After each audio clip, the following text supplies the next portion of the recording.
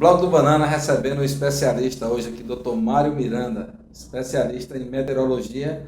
E como, né, a gente está chegando aí o período chuvoso, a gente sempre gosta de ter esse contato com o Dr. Mário, não só o Bloco do Banana, mas também toda a imprensa local. E como a gente vive de ciclos, né, Dr. Mário, de seca e de chuva, qual a expectativa para esse próximo período chuvoso, Dr. Mário? Veja, Ricardo, como você muito bem falou, a nossa região ela é temporariamente castigada por alguns anos de chuvas abaixo da média e outros anos com chuvas em torno e acima da média. Então, é uma coisa natural que muitas vezes não se planeja para isso. Em média, nosso ciclo de chuva ele tem uma duração de 13 anos. O que é que significa isso? Durante 13 anos, nós vamos ter uma parte do ciclo que está embaixo, chuvas abaixo da média, uma pequena parte, uns 3, 4 anos de chuva em torno da média e o complemento de anos acima da média, de tal modo que a gente tem nesse ciclo, em média, 13 anos. Por exemplo, se nós pegarmos as chuvas anteriores, nos anos anteriores, 2004 até 2010, foram anos excepcionais. 2004, muita chuva, destruição em muitos locais. Verdade. E a partir de 2011, nós tivemos exatamente essa situação de chuvas baixas, né? Com situações críticas que nós até definimos, Ricardo, com uma coisa interessante. Na nossa região, a gente, principalmente quem estuda e quem faz análise estatística, diz assim, o ano tal foi um ano bom de chuva, foi um ano ruim de chuva.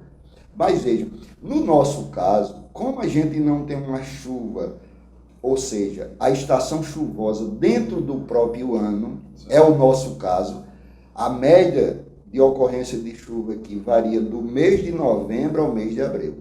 Então a gente tem que se preparar para um calendário que a gente chama calendário hidrológico, quando começa e quando termina a chuva. E não a gente dizer que a chuva do ano, dependendo da finalidade, por exemplo, se for para armazenar água, tudo bem, chuva em qualquer tempo é válido. Mas chuva para a agricultura no mês de setembro, no mês de outubro, no mês de novembro, relativamente não traz muita contribuição. O que traz é, a partir de novembro, você ter um calendário e se preparar para até abril, que é o normal. Então, quando você pega a estatística, você vê que o ano de 2012, quando você pega o ano, foi o ano menos chuvoso. Mas, na realidade, o ano menos chuvoso não foi 2012. Foi 2013, porque as chuvas começaram no final de 2012, não começaram no final de 2012, e não choveu bem no ano de 2013. Então, o ano de piores chuvas, né, nesses últimos 30, 40 anos, foi exatamente o ano de 2013, considerando a estação chuvosa, que vai de novembro até abril. Então, na Univasf e na Uneb, o índice, a média aqui na nossa região, tem locais que chega a 540. Em 2013, esse índice não passou de 100 milímetros. Ou seja, menos de 20% da média esperada para um ano normal. Doutor Mário Miranda, muitas pessoas perguntam por que tem, por exemplo, mesmo dentro de um ciclo chuvoso, como tem uma expectativa, você vai falar agora há pouco, em relação a esse ano, então é uma expectativa boa. Por que alguns meses chove mais e outros meses chove menos? Por exemplo, o mês de abril, a gente observa, até a gente conversando com o senhor, que foi um mês que correspondeu o teto dessa meta, de 400 a 500 milímetros. Por que essa situação? Veja, ainda complementando a pergunta anterior que você disse, esse ano vai ser bom, todas as tendências, Ricardo, indicam que nós vamos ter um ano de chuvas dentro da normalidade, né? Complementando a pergunta anterior em resumo. Essa segunda pergunta, nós poderíamos dizer o seguinte, tudo na natureza é muito dinâmico e tudo na natureza tem uma resposta a uma ação. Então, quando ocorre uma situação desfavorável ou favorável, é porque as condições na atmosfera são favoráveis ou desfavoráveis. E o que é que significa isso para a chuva? A chuva é um conjunto de muitos elementos que principalmente resulta da evaporação na água dos oceanos, dos grandes lagos que existem no mundo. O maior exemplo que a gente tem, Ricardo, disso é a chuva de 2004, no sudeste do Brasil. Vocês lembram que o Rio São Francisco teve uma situação bastante difícil também em 2005, porque foi acumulando. Mas por quê?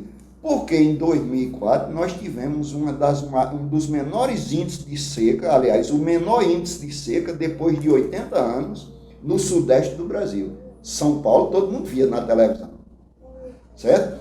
Agora veja, o que aconteceu em 2004, que muita gente não soube, é que em 2004 não choveu em São Paulo, também não choveu muito, 2014, desculpa, 2014.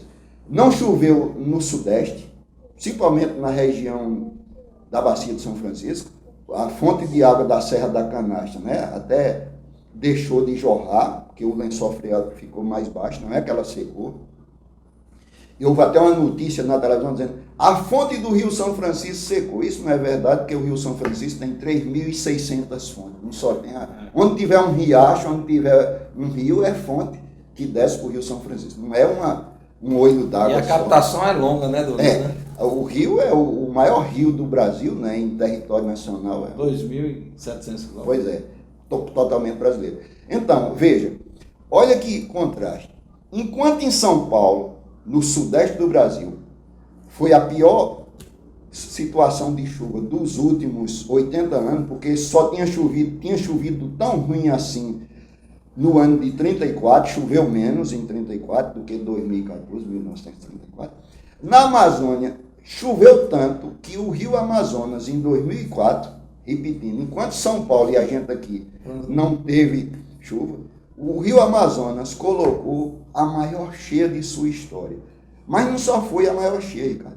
Em cima da maior cheia que já tinha existido, o rio Amazonas colocou 2,20 m de altura. Veja que contraste. O Sudeste, o Sul e o Nordeste com seca e a Amazônia tendo muita precipitação. Doutor Mário Miranda. Então isso mostra, Ricardo, concluindo. Isso mostra a dinâmica que é a atmosfera, a força que tem a atmosfera, não é a superfície. Doutor Mário, o senhor, no início aqui da nossa entrevista, o senhor falou que a expectativa é de normalidade de chuvas normais a partir do dia 15. Então o senhor acredita que, diante dos estudos, que é uma previsão, é bom a gente deixar claro que é uma previsão, não é uma definição, né? Não é uma afirmação. Uma afirmação. A gente pode atingir essa média aí de 400 a 500 milímetros? Eu acredito que todo sim. semiado ou especificamente? Não, eu fiz uma análise mais localizada nesse caso, que há uns 10 dias atrás a gente teve contato, e naturalmente eu faço isso. Mas para vir para aqui a gente fez um apurado maior. Um apurado para mostrar isso. Então, nós temos 2 sistemas que atuam na nossa região.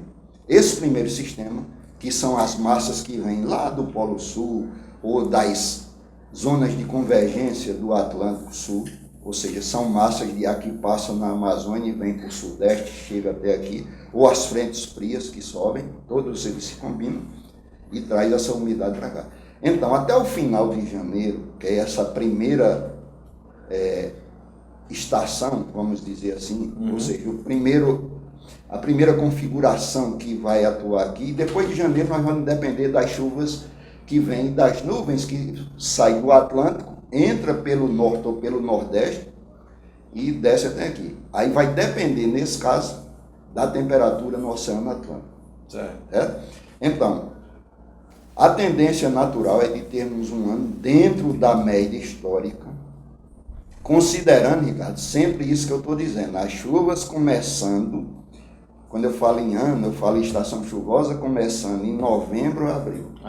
Certo? Então a tendência natural é essa. Mais especificamente, essa primeira metade nós vamos falar agora, e posteriormente, lá para o mês de janeiro, a gente vai falar da segunda parte dessa chuva, que é a chuva que resulta da zona de convergência intertropical, que são as nuvens que vêm do norte e chego aqui. E essas nuvens descem até 10 graus, que é mais ou menos nossa latitude, atingindo o máximo exatamente de deslocamento no mês de abril. Sendo, em média, ao longo de todos esses anos, a gente tem 104 anos de medição feita aqui em Petrolina.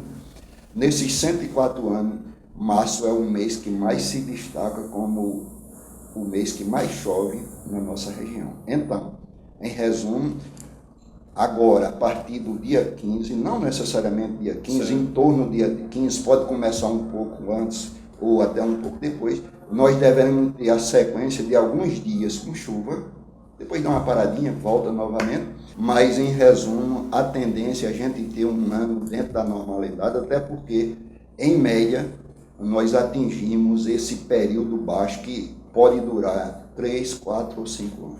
Doutor Mário, eu quero agradecer mais uma vez, já tinha agradecido, mas volto a agradecer a sua participação aqui no nosso blog e esperar que isso aí também sirva também de exemplo, principalmente para o pequeno agricultor que desmata muito, e às vezes não sabe quais são as consequências de um desmatamento em relação a não ocasionar chuva.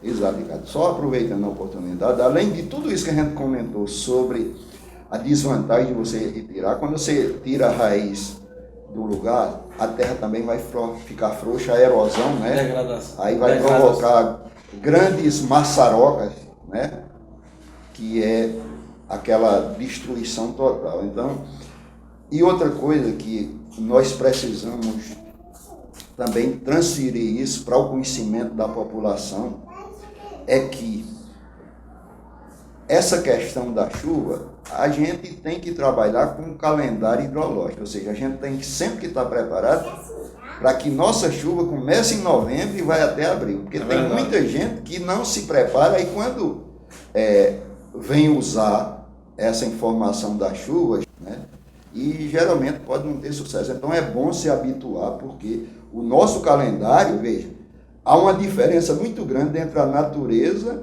e o tempo. O tempo fomos nós, os homens, que criamos para a gente ter referência, mas a natureza não precisa seguir nosso tempo. Então, necessariamente, a estação chuvosa não começa dentro do mesmo ano e termina. O que acontece na nossa região é que a estação seca, sim, começa em maio e vai até outubro.